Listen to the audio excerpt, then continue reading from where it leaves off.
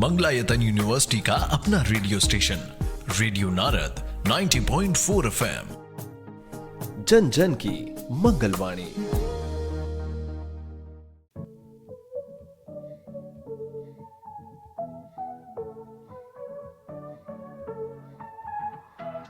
स्वागत है दोस्तों रेडियो नारद 90.4 FM से। मैं हूं आपके साथ आरजे याशी और प्रोग्राम शुरू हो गया है ज्ञान सागर। जी हाँ दोस्तों, जिसमें हम आपके ज्ञान को करते हैं और भी ज्यादा उजागर। दोस्तों, आजकल विद्यार्थी अपने करियर को पाने के लिए जी तोड़ मेहनत कर रहे हैं। कोई डॉक्टर बनने के लिए, कोई साइंटिस्ट बनने के लिए, तो कोई इंजीनियर बनने के लिए। लेकिन ऐसे पद को पाना इतना आसान भी नहीं है। बहुत कठिन परिश्रम करना पड़ता है। कई प्रतियोगिताएं पास करनी होती हैं, तब आप उस काबिल बन पाते हैं। लेकिन हर क्षेत्र में इतना वर्गीकरण है कि आप असमंजस में पड़ जाते हैं। अब आप इंजीनियरिंग को ही देख लें, civil engineering, electrical engineering, electronics engineering, mechanical engineering, computer science, chemical engineering और ऐसे न जाने कितने वर्ग हैं जिसमें आप अपना भविष्य बना सकते हैं। आइए इसके एक हिस्से को समझते हैं और इलेक्ट्रिकल एंड इलेक्ट्रॉनिक्स इंजीनियरिंग को बारीकी से जानते हैं, जिसकी विस्तार से जानकारी देने के लिए आज हमारे साथ मौजूद हैं एक ऐसी शख्सियत जो कि फिरोजाबाद के एक ऐसे इंजीनियर हैं जिनका स्पेशलाइजेशन आरएफ सिस्टम यानी रेडियो फ्रिक्वेंसी सिस्टम में है, जिनको इस क्षेत्र में करीब 10 साल का तजुर्बा है। 6 रिसर्च पेपर पब्लिश्ड हो चुके हैं, 3 कॉन्फ्रेंसेस अटेंड कर चुके हैं, गेट क्वालिफाइड हैं, साथ ही कई शहरों में जैसे कि गाजियाबाद, मथुरा, अलीगढ़ में कार्यरत रह चुके हैं। दोस्तों, मैं बात कर रही हूँ मंगलायतन विश्वविद्यालय के आईईटी के इलेक्ट्रिकल एंड इलेक्ट्रॉनिक्स इंजीनियरिंग के assistant professor mister Shivam Upadhyay ji की। शिवम सर, आपका बहुत बहुत स्वागत है रेडियो नारद 90.4 FM में। धन्यवाद मैम। शिवम जी, वैसे तो सभी जानते हैं कि इलेक्ट्रिकल एंड इलेक्ट्रॉनिक्स इंजीनियरिंग बिजली से जुड़े उपकरणों से जुड़ा हुआ है, लेकिन अगर हम इसे साधारण भाषा में समझें तो इलेक्ट्रिकल इंजीनियरिंग और इलेक्ट्रॉनिक्स इंजीनियरिंग होती क्या है और इन दोनों में क्या फर्क है? देखिए, जैसा आपने बताया कि इंजीनियरिंग एक बड़ा ही महत्वपूर्ण विषय है और बहुत सारे बच्चे इसको भविष्य में अपने ज्ञान के एक्सप्लोर करने के तरीके से देखते हैं। मुख्य तौर पर जो इलेक्ट्रिकल इंजीनियरिंग जो जुड़ा हुआ है वो पावर और उसका ट्रांसमिशन से रिलेटेड एक विषय है, जिसमें हम दूर तक बिजली को पहुंचाने, बिजली को स्टोर करने या बिजली को किस तरीके से किफ़ायत तरीके से हम उसका इस्तेमाल कर सकते हैं, इससे जुड़ा हुआ विषय है। और इसके दूसरी तरफ जो इलेक्ट्रॉनिक्स इंजीनियरिंग है वो विषय हमारा एप्लीकेशन पार्ट है, जहां हम चीज़ों को इस्तेमाल करते हैं, जैसे कि मोबाइल फ़ोन या और छोटे छोटे गैजेट्स, टेक्निकल जिनको हम बोलते हैं कि हैंड हेल्ड डिवाइसेस। तो वहाँ पर हम लोग इलेक्ट्रॉनिक्स इंजीनियरिंग को समझते हैं। और यदि कोई इसको गहराई से समझना चाहे तो एक तथ्य बात यह है कि हमारी जो मूल कण है वो इलेक्ट्रॉन है, तो हम इलेक्ट्रॉन के सापेक्ष में जो शब्द हैं उनको डिफाइन करते हैं, उनको परिभाषित करते हैं। जैसे कि इलेक्ट्रिकल इंजीनियरिंग का मतलब ये है कि जब भी कुचालक या सुचालक, जिनको हम कंडक्टर्स और इंसुलेटर्स बोलते हैं, जब भी हम इलेक्ट्रॉन के फ्लो को, उसकी जो गति है उसको अध्ययन करते हैं, तो हम बोलते हैं कि इलेक्ट्रिकल इंजीनियरिंग की बात कर रहे हैं। और जब हम उसको किसी प्रकार के अर्धचालक, जिसको हम लोग सेमीकंडक्टर बोलते हैं, जब हम वहां पर इसके मोशन को, इसकी गति को अध्ययन करते हैं, तो हम बोलते हैं कि हम सेमीकंडक्टर्स की बात कर रहे हैं।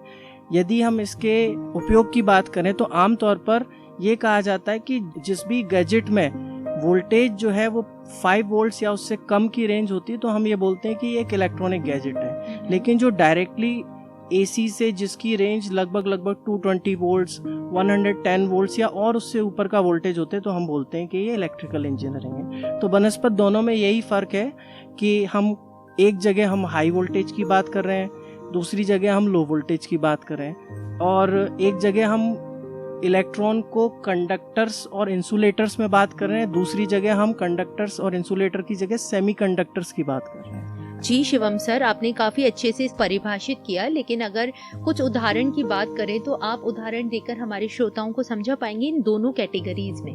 जी, दोनों में ही मुख्य तौर पर हम जब भी किसी चीज को बात करते हैं तो हमारे पास उसका जो एप्लीकेशन है वो सबसे महत्वपूर्ण भूमिका निभाता है। तो उदाहरण के तौर पर जो डिवाइसेस जो भी इक्विपमेंट्स एक कम वोल्टेज पर काम करेंगे वो सारे के सारे डिवाइसेस इलेक्ट्रॉनिक्स इंजीनियरिंग में आते हैं। जैसे कि आपका मोबाइल फोन, जहां आप देखते हैं कि एक 5 वोल्ट 3.5 वोल्ट की एक बैटरी उससे जुड़ी हुई होती है। जैसा कि अभी मैं बात कर रहा हूँ तो ये आपका जो माइक है ये भी एक डिजिटल माइक है, जहां पर आपको कम वोल्टेजेस में बात कर रहे हैं। तो अगर इसकी जगह जहां भी हम बैटरी को रिमूव कर दें और डायरेक्टली हम सप्लाई से काम लेते हैं, जैसे कि एसी है, फ्रिज है, कूलर है, वॉशिंग मशीन्स हैं, जहां पर मोटर्स लगी हुई हैं और ये हाई वोल्टेजेस पे काम करते हैं, तो ये हमारे जो है वो इलेक्ट्रिकल इंजीनियरिंग के उदाहरणों में शामिल है।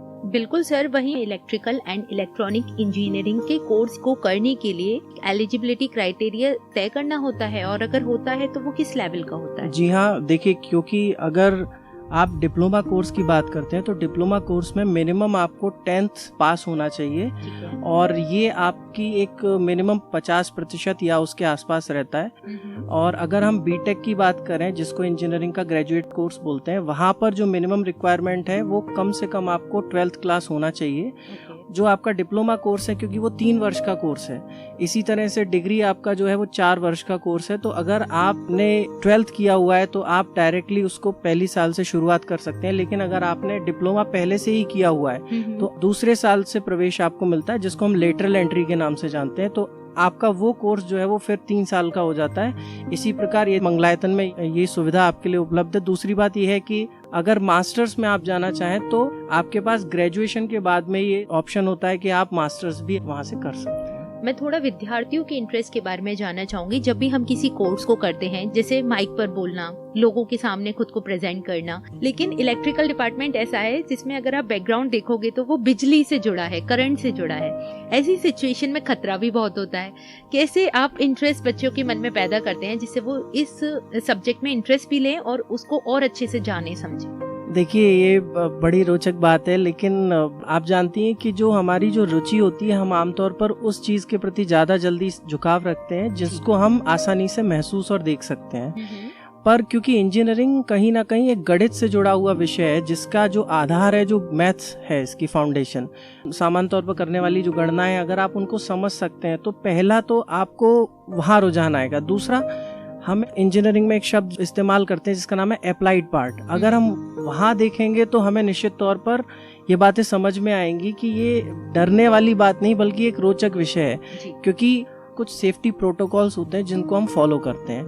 क्योंकि मैंने आपको बताया कि हाई वोल्टेज है, तो वहाँ पर इंजीनियर्स की फॉर्म में या इंजीनियर्स जब इस्तेमाल करते हैं तो वो कुछ सेफ्टी प्रोटोकॉल्स होते हैं, पीपी इक्विपमेंट्स होते हैं जिनको यूज़ किया जाता है, जिससे कि आपकी जो जीवन है उसकी किसी भी तरीके की कोई क्षति ना हो, और आपको पूरा एक प्रॉपर गाइडेंस, जो कि आपको कोर्स में ही सिखाया जाता है कि आपको क्या करना है और क्या नहीं करना है, do's and don'ts of the situation. तो आपको वहाँ ध्यान रखना पड़ेगा कि किस तरीके से आप इसको करते हैं। तो भयभीत होने वाली बात तो बिल्कुल भी नहीं है, क्योंकि ये बड़ी इंटरेस्टिंग चीज़ है। एक बार आप निश्चित तौर पे जब शुरुआत करते हैं तो शुरू में आपको हो सकता है गणित थोड़ा परेशान करेगा, लेकिन जब आप एक बार समझ जाते हैं तो आपको ये रोचक लगने लगता है कि जो आप बिजली का झटका खा रहे हैं उसकी भी एक मैथ की इक्वेशन है जिसको आप बड़े आराम से समझ सकते हैं कि ये क्या है। ओके सर, वहीं बात करते हैं फ्यूचर की। फ्यूचर एंड स्कोप कहाँ तक है स्टूडेंट्स का इस फील्ड में? उनका भविष्य कैसे उज्जवल बन सकता है? देखिए, आजकल आपने एक बहुत उभरते हुए विषय के बारे में सुना होगा, इलेक्ट्रिक व्हीकल्स की हम लोग बात करते हैं, जहां पर ई व्हीकल्स भारत की सरकार जो है वो भी अलग अलग तरीके से पॉलिसी लाकर इसको प्रमोट कर रही है। तो वहाँ जो रिक्वायरमेंट है, जिस प्रकार की चुनौतियां हैं, वो इलेक्ट्रिकल इंजीनियर्स के बिना पूरा करना उसको संभव नहीं है। तो उस फील्ड में बच्चों के लिए बहुत ही सुनहरा अवसर है, जहाँ बच्चे 3 साल का जो कोर्स है या 4 साल का एक जो ग्रेजुएशन कोर्स है उसको करने के बाद वो इतने कैपेबल हो जाते हैं कि मोटर्स को कैसे ऑपरेट करना है, क्या क्या उसकी एक रिक्वायरमेंट है, किस तरीके से उसके फ्लो को मैनेज करना है, ये सारी रिक्वायरमेंट्स को छात्र जो है वो 3 और 4 साल के कोर्स में बड़े आराम से इसको समझ सकते हैं। थोड़ा मैं उनके जॉब्स के बारे में, बिजनेस के बारे में जानना चाहूँगी।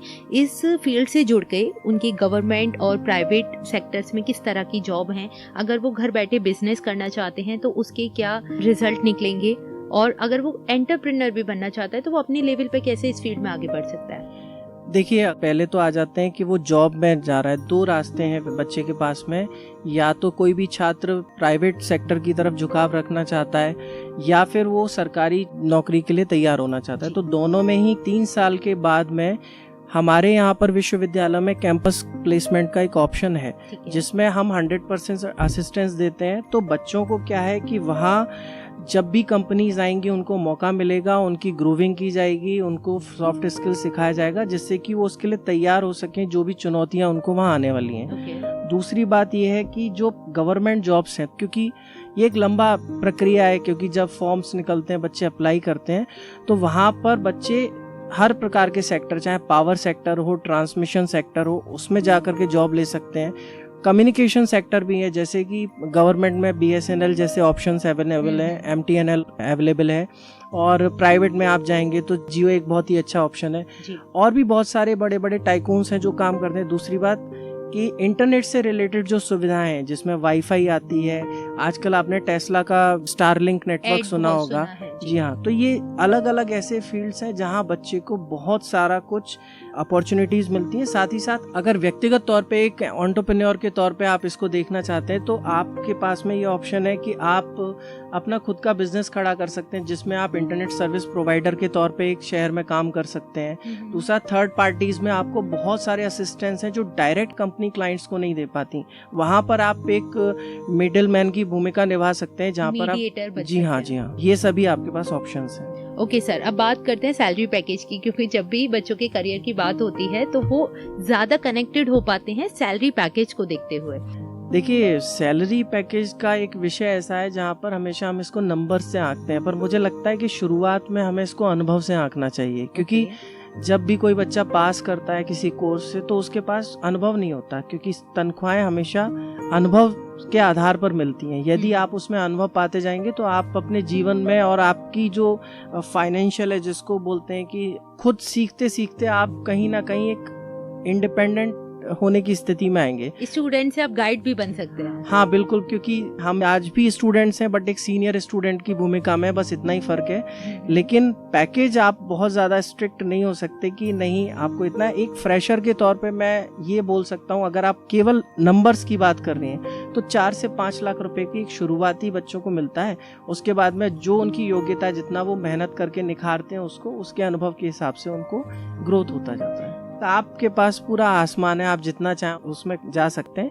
भारत में भी अगर आप देखेंगे तो बहुत सारे ऐसे संस्थान हैं जो एक अच्छी तनख्वाह देते हैं बच्चों को, जिससे कि वो उस कौशल के साथ में अपने आप को निखार भी सकें और ज्यादा से ज्यादा उसमें समय दे भी सकें। बिल्कुल सर, आज के जो स्टूडेंट्स हैं वो जाते हैं टैलेंट की तरफ, वहीं अगर उनके जो पेरेंट्स होते हैं वो जाते हैं एक स्टेबल प्रोफेशन की तरफ, कि बच्चा जहाँ भी रहे सेटल होके रहे, ऐसा ना हो कि उसको भागना दौड़ना पड़े। ऐसी सिचुएशन में आप पेरेंट्स को और उनके बच्चों को क्या संदेश देना चाहेंगे कि अगर वो इस फील्ड में इंटरेस्ट रखते हैं तो वो कैसे आगे बढ़े? देखिए, बहुत अच्छी बात है आप जो कह रही हैं। निश्चित तौर पर कोई भी माँ बाप होंगे, माता पिता कभी भी नहीं चाहते कि उनके बच्चे किसी भी तरीके से परेशानी को सहें। तो उनका उद्देश्य हमेशा ये होता है कि बच्चे जो भी सीखें उसको मन लगाकर सीखें। अब क्योंकि मैंने आपको बताया 3 साल और 4 साल जैसे बड़े बड़े लंबे कोर्सेज हैं, तो मैं इसको एक स्प्रिंट नहीं मानता, मैं इसको मैराथन मान के चलता हूँ। अगर बच्चे 4 साल 3 साल तक लगाव के साथ तैयारी करते रहेंगे, जो उनके माता पिता जहाँ उनको सफल देखना चाहते हैं वो निश्चित तौर पे उसको पालेंगे, लेकिन उसके लिए जो प्रयास हैं वो उनको लगातार करने पड़ेंगे। और मेरी तो ये सभी को शुभकामनाएं कि आप जहाँ भी हैं, जिस फील्ड में हैं, उसको अच्छे से करते रहेंगे, सीखते रहेंगे, क्योंकि सीखना बहुत ज़रूरी है। जितना आप ज़्यादा सीखेंगे उतने ही ज़्यादा आपके जीवन में तरक्की होने के संभावनाएं वो बढ़ती जाएंगी। बिल्कुल शिवम सर, ये तो आपने बहुत ही अच्छी बात कही। दोस्तों, वैसे तो हर क्षेत्र की अपनी पहचान है, लेकिन अगर आप इलेक्ट्रिकल एंड इलेक्ट्रॉनिक्स इंजीनियरिंग में इंटरेस्ट रखते हैं और इसमें अपना नाम बनाना चाहते हैं तो आपके लिए कई रास्ते खुले हैं, जिसमें मंगलायतन विश्वविद्यालय भी आपका साथ देगा। बाकी एक बहुत ही अच्छे संदेश के साथ मिस्टर शिवम जी ने अपनी वाणी को विराम दिया कि अगर आप किसी भी फील्ड में जाते हैं, वहाँ डिपेंड करता है आपका हार्ड वर्क और आपकी स्किल्स, कि आपका इंटरेस्ट कितना है और आप उस फील्ड में अच्छा समय देते हैं और आगे बढ़ना चाहते हैं तो कामयाबी आपके कदमों में होगी। इतना प्यारा सा संदेश देने के लिए बहुत बहुत धन्यवाद मिस्टर शिवम उपाध्याय जी। आपने न सिर्फ श्रोताओं को ढेर सारी जानकारी दी इलेक्ट्रिकल एंड इलेक्ट्रॉनिक्स इंजीनियरिंग के बारे में, बल्कि रेडियो नारद के साथ जुड़कर एक बेहतरीन संदेश दिया। इस सब के लिए आपका बहुत बहुत धन्यवाद। धन्यवाद आपका भी। आपने जो यहाँ पर मुझे बुलाया, उसके लिए बहुत बहुत धन्यवाद मैम। इसी के साथ दोस्तों अब मेरा वक्त हो गया है आप सभी से विदा लेने का। फिर लेकर आऊंगी आपके लिए एक नया खास विषय और जानेंगे उसके बारे में बहुत सी इंटरेस्टिंग बातें एक नए मेहमान के साथ। तब तक के लिए मुझे यानी आरजे याशी को दें इजाजत। रेडियो नारद 90.4 FM, जन जन की मंगलवाणी। Stay tuned.